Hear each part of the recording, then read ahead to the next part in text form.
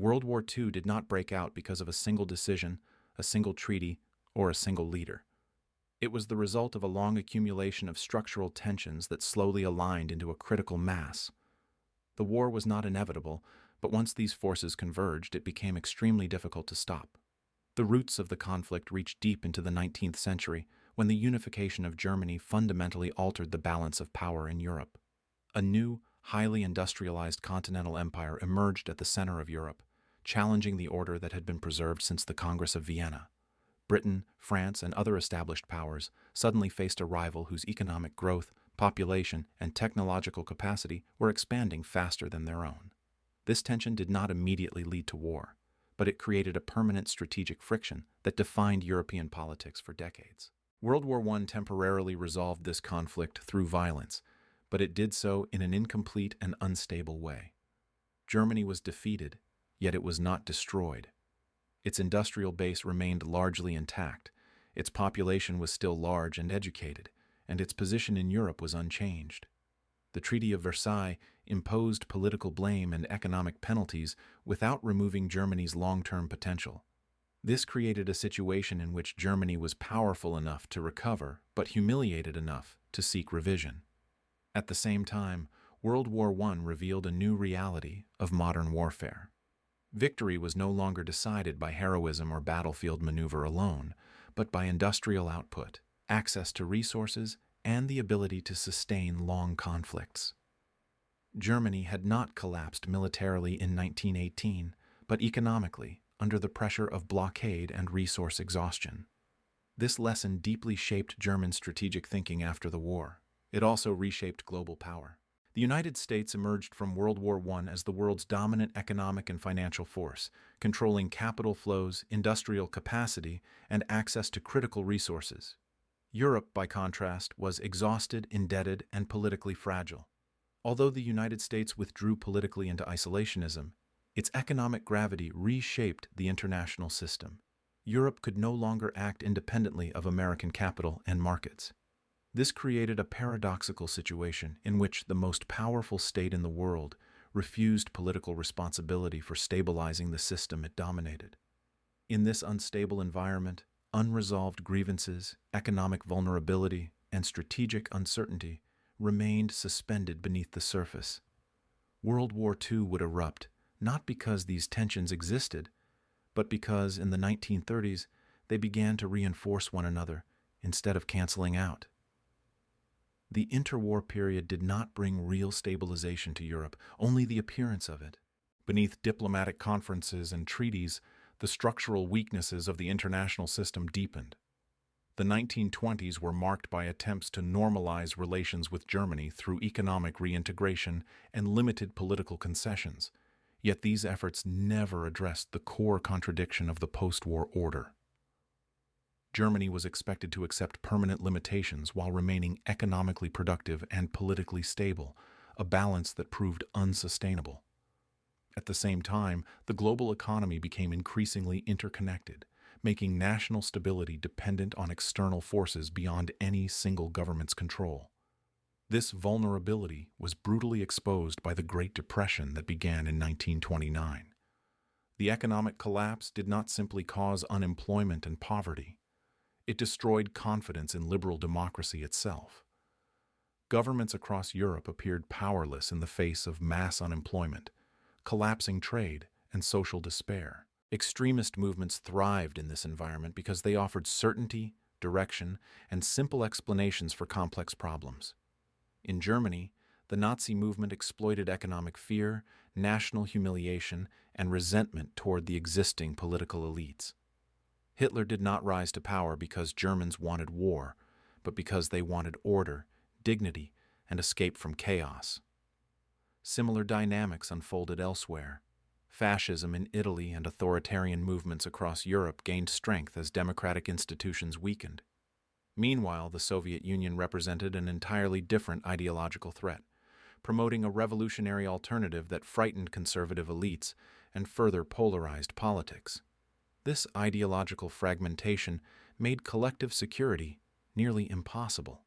States no longer trusted one another's intentions, even when their interests aligned.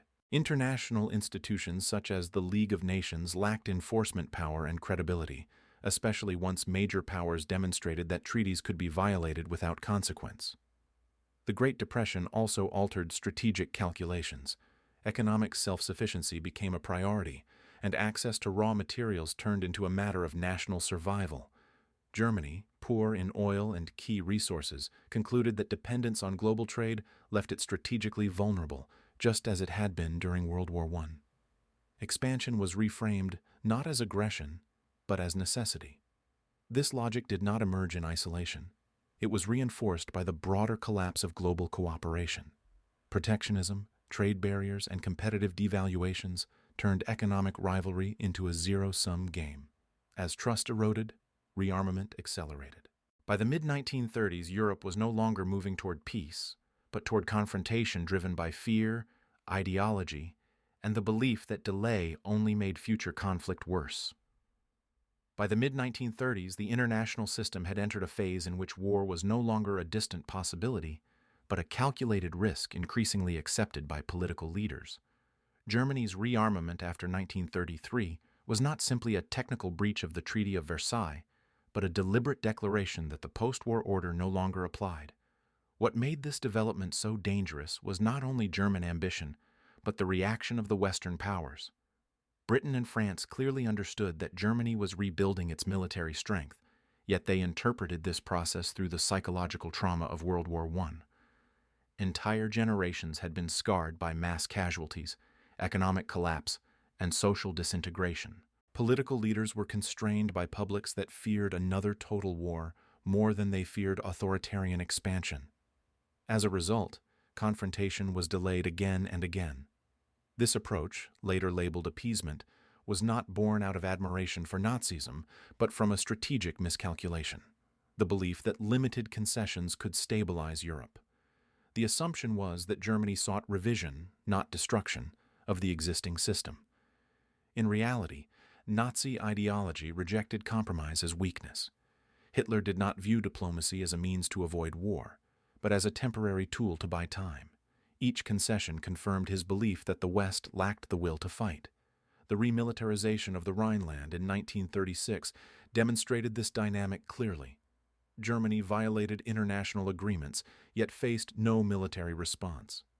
This success reshaped strategic expectations in Berlin. Risk-taking was rewarded, while caution appeared unnecessary. At the same time, the League of Nations revealed its impotence, reinforcing the perception that collective security was an illusion. Italy's invasion of Ethiopia and the international response further undermined faith in global enforcement mechanisms. When rules were broken without consequences, the rules themselves lost meaning. The Spanish Civil War added another layer of instability, serving as a testing ground for weapons, tactics, and ideological alliances. Germany and Italy gained practical combat experience, while Britain and France remained observers. By the late 1930s, Europe was caught in a dangerous feedback loop. Aggression increased because resistance was absent, and resistance was absent because leaders feared escalation. This imbalance created a system in which war became structurally more likely, not because all actors desired it, but because deterrence had collapsed. The critical shift was psychological rather than purely military. Once Germany concluded that the costs of aggression were manageable, the threshold for war was effectively crossed long before the first shots were fired. While Germany was the most visible engine of destabilization, it did not operate in a vacuum. The international environment of the 1930s actively enabled radical choices by removing meaningful constraints. One of the most decisive factors was the position of the United States. After World War I, the United States emerged as the world's dominant economic power, controlling capital flows, industrial output, and access to raw materials. Yet politically, Washington chose isolation. This created a paradoxical situation in which Europe depended economically on American loans and markets, while lacking American political and military engagement to stabilize the system. When the Great Depression struck in 1929, this imbalance became catastrophic. The sudden withdrawal of U.S. capital destabilized fragile European economies, especially Germany's. Mass unemployment, social collapse, and political radicalization followed. Extremist movements thrived not because they offered realistic solutions, but because they offered certainty and blame in a world that felt uncontrollable. Liberal democratic governments appeared weak, slow, and divided, while authoritarian movements projected decisiveness and unity. This shift was not limited to Germany. Across Europe, faith in parliamentary systems declined as states struggled to manage economic crisis. In this environment, violence began to appear as a legitimate political instrument. International cooperation weakened just as global interdependence increased. At the same time, technological and strategic changes altered how war was perceived. Air power, mechanization, and industrial mobilization suggested that future conflicts would be faster and more decisive than the trench warfare of 1914-1918. Some leaders believed that early action would be less costly than prolonged delay. This logic reinforced aggressive planning. Meanwhile, ideological polarization intensified. Communism, fascism, and liberal democracy were no longer competing policy frameworks, but mutually exclusive worldviews. Compromise between them was increasingly seen as betrayal. The Soviet Union was viewed with suspicion by the West, limiting the possibility of a united front against Germany. Stalin, facing isolation and distrust, pursued his own survival strategy rather than collective security. This fragmentation destroyed the possibility of early containment. By the late 1930s, the international system no longer functioned as a stabilizing structure, but as a series of disconnected actors responding to fear, memory, and short-term calculations. The absence of credible deterrence, combined with economic shock and ideological rigidity, meant that once a major power decided to gamble on war, there was no effective mechanism left to stop it. The system did not collapse suddenly in 1939. It had been eroding for years, quietly removing the barriers that once made large-scale war unthinkable. Italy's trajectory in the interwar period further destabilized the European balance and contributed directly to the road toward global conflict. In the early 1920s, Mussolini's regime was not initially perceived as a revolutionary threat to the international order. On the contrary, Italy was often viewed as a conservative force that could help contain both German revisionism and Soviet communism. This perception changed dramatically after 1935. The invasion of Ethiopia marked a decisive turning point. By attacking a sovereign state and openly violating international agreements, Italy exposed the weakness of the League of Nations. The sanctions imposed were hesitant, inconsistent, and ultimately ineffective. This failure sent a powerful signal. Aggression could succeed if pursued with sufficient resolve. For Hitler, this was a critical lesson. The international system appeared unwilling to enforce its own rules. Italy's growing isolation after Ethiopia pushed Mussolini closer to Germany, not out of ideological alignment at first, but out of strategic necessity. The Spanish Civil War accelerated this process. Italy and Germany intervened openly, using Spain as a testing ground for weapons, tactics, and political influence. The Western democracies, bound by non-intervention policies, watched passively. This reinforced the perception that decisive action belonged to authoritarian states, while democracies remained paralyzed by internal division and fear of escalation. By the late 1930s, Italy had abandoned its earlier role as a potential stabilizer and became an active disruptor. The Rome-Berlin axis was less a product of deep trust than of shared opportunity. Both regimes believed the moment was favorable for revision by force. Militarization followed rapidly. Rearmament programs expanded across Europe, but not evenly. Germany's mobilization was faster, more centralized, and ideologically driven. Italy's military was weaker and poorly prepared, but its political alignment mattered more than its capabilities. The growing sense of inevitability fed itself. Each aggressive move justified the next, while restraint was increasingly interpreted as weakness. Diplomatic institutions lost credibility as instruments of peace and became stages for delay. By 1938, Europe was no longer moving toward war reluctantly. It was drifting toward it through accumulated decisions that normalized force as policy. The annexation of Austria and the dismemberment of Czechoslovakia did not provoke decisive resistance, confirming Hitler's belief that the Western powers lacked both unity and will. War did not erupt because diplomacy failed at a single moment. It erupted because diplomacy had already lost its authority. When Germany finally crossed the line in 1939, the structures designed to prevent catastrophe had already been hollowed out. Conflict was no longer a shock. It was the logical outcome of a system that had accepted escalation as normal behavior. By the late 1930s, the final conditions for war were coming together, not through sudden chaos, but through calculated decisions taken under the assumption that conflict was both manageable and necessary. Hitler's worldview left little room for genuine compromise. Unlike traditional revisionist leaders seeking limited gains, he believed Germany faced an existential struggle. In his thinking, coexistence with rival powers was temporary at best. Either Germany expanded and secured resources, or it would eventually collapse under economic pressure and demographic limits. This logic made war not a risk to be avoided, but a solution to be embraced. The rearmament of Germany after 1936 was therefore not defensive preparation, but a countdown.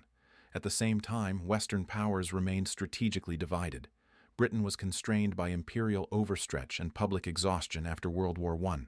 France, though militarily significant on paper, suffered from political fragmentation, demographic stagnation, and a defensive mindset shaped by the trauma of trench warfare.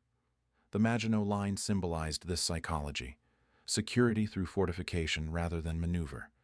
The United States, despite overwhelming economic strength, stayed politically distant. American capital flowed into Europe, but American power did not. This created a vacuum where financial influence existed without strategic responsibility. The Soviet Union followed its own logic. Stalin viewed both Nazi Germany and the Western democracies as potential enemies, and sought time above all else. The Nazi-Soviet Pact of 1939 was not an alliance of trust, but a tactical pause. For Hitler, it removed the danger of a two-front war in the short term. For Stalin, it bought time to rebuild the Red Army after internal purges. Smaller states in Central and Eastern Europe were trapped between forces they could not control. Their sovereignty depended less on treaties than on the temporary alignment of stronger powers. Poland's position was especially precarious.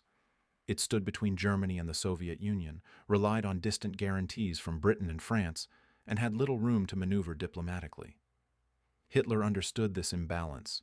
He assumed that another rapid fait accompli would once again be accepted, as Austria and Czechoslovakia had been. This time, however, the cumulative weight of earlier concessions reached its limit. Britain and France finally recognized that further retreat would destroy their credibility entirely. Yet even then, war was entered reluctantly and without full strategic clarity. The invasion of Poland did not begin World War II because it was uniquely shocking, but because it crossed the last remaining threshold of tolerance. By that point, the international order was already fractured beyond repair. Economic rivalry, ideological absolutism, militarization, and failed deterrence had aligned. The war that followed was not the product of miscalculation alone, but of a deliberate gamble made by leaders who believed violence would resolve structural problems. In reality, it only magnified them. When war finally erupted in September 1939, it did not mark the beginning of instability, but the collapse of an order that had been eroding for decades. World War II was not the result of a single aggressive act or one irrational leader acting in isolation. It was the outcome of systemic failure. The international system created after World War I lacked both legitimacy and enforcement. It punished Germany without neutralizing its capacity to rebuild, divided Europe without guaranteeing security, and relied on moral condemnation without credible force. Economic interdependence existed without political coordination.